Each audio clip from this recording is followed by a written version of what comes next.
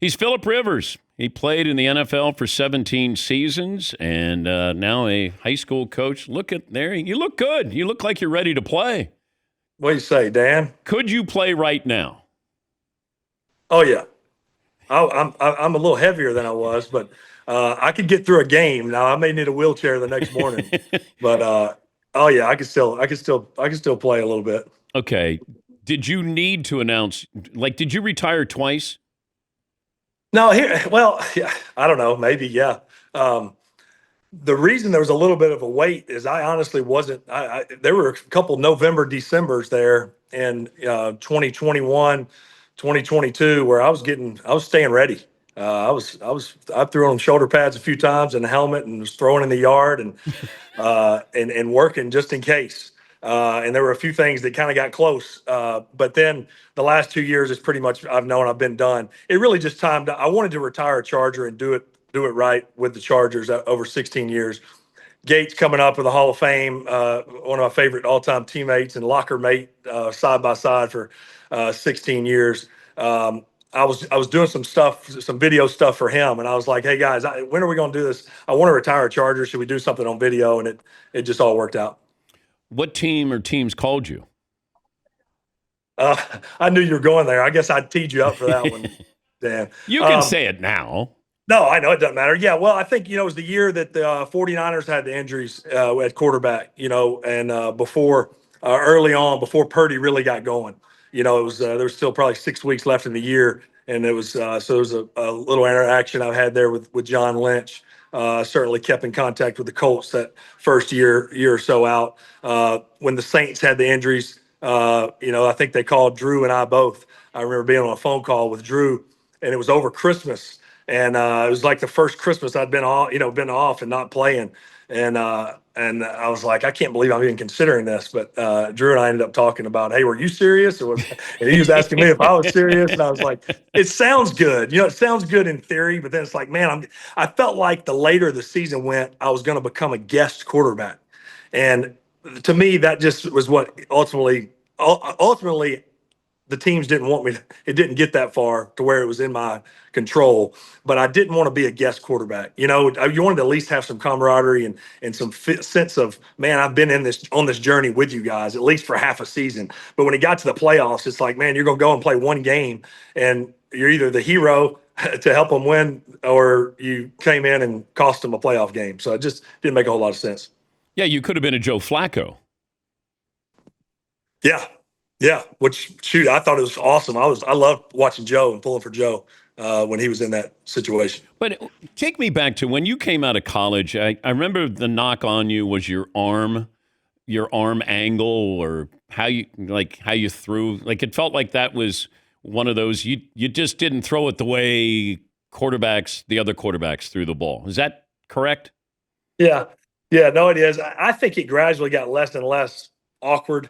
As even as my career went, there is a uniqueness to it, and I appreciate that now. I hear people say, "Oh man, that's how Philip Rivers threw the ball." So I guess there's uniqueness to it that's ended up being kind of one of my trademarks. But growing up as the son of a coach, I was the ball boy and water boy when my dad was coaching high school ball, 5, 6, 7 years old, and I was throwing a regulation size football.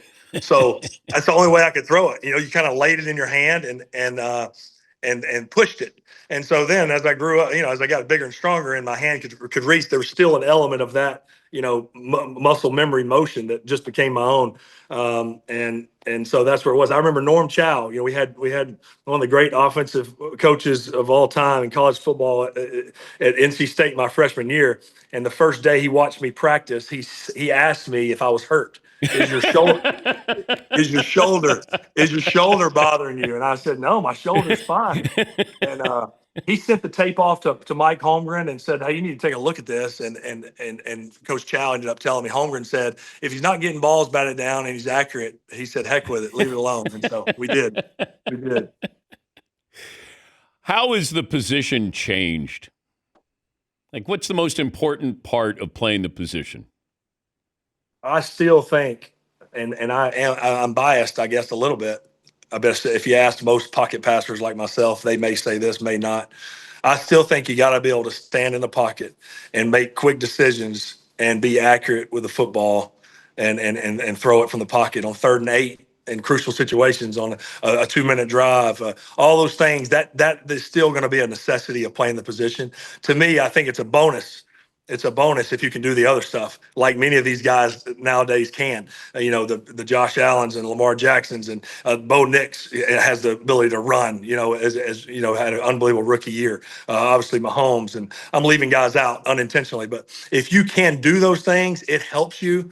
But you still got to be able to stand in there and make a throw and take a hit right under the chin. Because if you can't do that, if all you can do is just kind of run around and you're a 50% passer, I don't think you can last. He's Philip Rivers, NFL quarterback for 17 seasons. Fan base that probably disliked you the most was which fan base? Probably Denver. Okay, can I bring in Fritzy is a Denver Bronco fan, and he here we books go. all my guests. So Fritzy would always complain that you complain too much, that you whined too much when you play. This coming from a Bronco fan. Would you say that's a fair assessment of you? You were critical of Philip Rivers whining too much. Yes, and I hope Philip agrees. And I got nothing against the guy, but being a huge Bronco fan since I'm like 7 years old, I did see there was a lot of complaining to the officials, a lot of trash talking. Even though he didn't curse, he was always kind, I guess, with his trash talk. But there seemed like a lot of whining was going on. Okay, Phil. Yeah. I can see it. I can see it coming across as whiny. It was more a fire and passion and drive to want to win the stinking game, and for the calls to be right, and for the all those things to go. So yes, would it be classified as whining in some cases? I'm sure it would. I'm not proud of every moment. Believe me, there's many that I look at and I go, man, I lost my mind. What was I doing? But there's a lot of it that I laugh at, and then there's a lot of it that I go, man, I hope people realize how much I loved playing. I loved playing just like I was as a kid in the backyard, and I got to do it as a 40-year-old all the way through my 30s, 250 times, and it was truly just how you would be in the backyard, playing with your buddies or brothers and arguing and carrying on and talking smack and all those things. But you did it in a polite way. Like, how do you talk trash in a polite way? Yeah, I don't know if it's necessarily polite. I think sometimes maybe that's what made it sting a little worse. It wasn't the 4-letter words. Well, wait. How would you talk trash to me if I'm a defensive player? I just sacked you and I got something to say to you. I don't. I mean, I was going to say, Dan, I could better do it with you in your role there. I'd be like, Dan, really? You're going to start off the interview at saying I retired twice? I mean, come on. I haven't talked to you in 5 years. Hey, will you stop whining? I didn't retire twice, Dan. Ask me something else. Golly. How long are you going to do this, Dan? How are the kids? What are there, 10 kids now? Yeah, there's 10, and I got a little grandson. My oldest 2 daughters are married, and my oldest daughter and her husband have a little boy that's almost a year old. So that's a blast. And then the other children are growing up fast. So I have 3 that are out of the house or high school or beyond this year, and then still 7 at home. 3 boys, 7 girls and 3 boys, but they're growing up fast. Man, my oldest son will be the quarterback again this year at the high school. He's a junior, and he's going to have a chance. He's going to have a chance to play at the next level, which is exciting. I was going to say too, back to the throwing motion thing. I threw that way because I think I had a ball, a big ball when I was little. He throws that way a little bit. I don't know if it's just from watching me or if it's just in our DNA, but he's a little more over the top. But when people watch him throw, they go, man, he throws it like you. And I go, well, he did watch me play for his whole life growing up. Why didn't you teach him how to throw like Brady? Brady's a little too over the top, It's a little too over the top. What about Aaron Rodgers? I like Aaron Rodgers' motion, and he flicks it. He can throw it every different way. Mahomes kind of can throw it every different arm angle. I was kidding about Brady being too over the top, but it's but I think the different arm angles is huge. Is key. It's key to be able to do that because you're throwing it. People think to me the height thing is not as big of a deal. Drew Brees is one of the best ever, 6 foot or so, but it's not as much a height deal. It's ability to throw arm angles. None of us are throwing over 6'6" linemen. None of us are. So you got to be able to throw around and change different arm angles as the pocket, collapses on you or changes. Philip is the head coach at St. Michael Catholic High School in Fairhope, Alabama. How would you assess the Chargers this upcoming season with Jim Harbaugh? I'm interested to see them. They made some additions in the offseason. They got a lot of good young offensive linemen. Obviously, Derwin James is still kind of the captain over there on that defensive side, and Justin Herbert is a heck of a player. Heck of a player. They nailed that pick. It was the timing of me to move on and them to get one. They got a good one.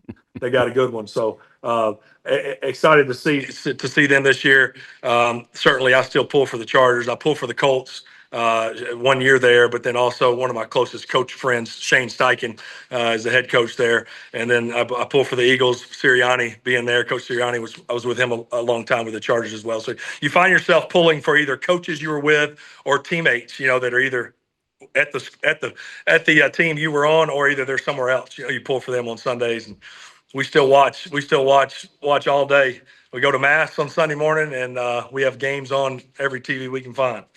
Your longest career run? Longest career run, probably, I don't know. I know y'all got the stats in there, Fritzy. What is it, 11 yards? It's 18.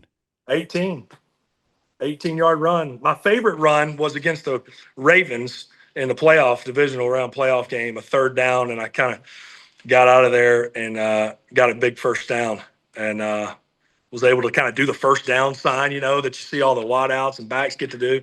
I felt like a real athlete. Felt like a real athlete. My teammate Keenan Allen, he was mic'd up on that play, and you can hear him saying, "Do it, do it, do it." He was like proud of me, like I was actually gonna do a little something. Like a parent watching their kid take their first step. Yeah.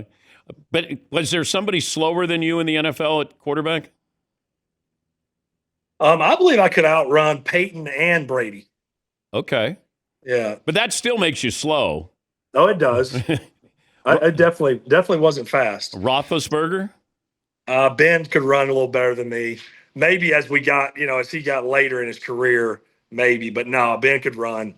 See, Ben was one of those, throwback quarterbacks that could run, and he wasn't going to run for 70, but he had an ability, escapability in the pocket that was unique. I think that certainly helped his game and why he had a lot of success. If Michael Vick and you ran a 40-yard dash. That may be one of the fastest men I've ever seen on a football field. We were at the Falcons in 2005, I believe. It was 4 or 5. I wasn't playing. Drew was the starter. I was backing up, and he scrambled left down our sideline and scored with it and ran through the tunnel. And I just remember going, that's just not fair. It's not fair that he can run like that and throw. Yeah. Let me know if you retire again. We'll have you back on. But if not, good luck with the upcoming high school season. I appreciate it, Dan. And hey, Fritz, you said I probably did complain and whine, but what made you so mad is we were beating their tail a lot of times. That's fair. That's part of the reason why I was upset with you. Beat the Broncos too much.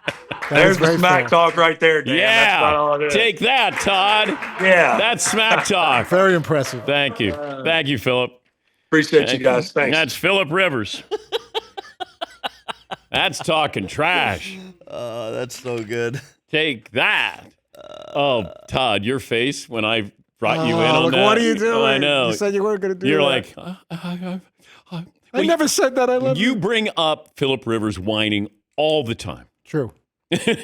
and he has a good point, because a lot of times he would kick the Broncos' butts, and that makes you frustrated and angry. Yes, Paulie. This just into the I-team. Philip Rivers' career versus the Broncos. 13-16.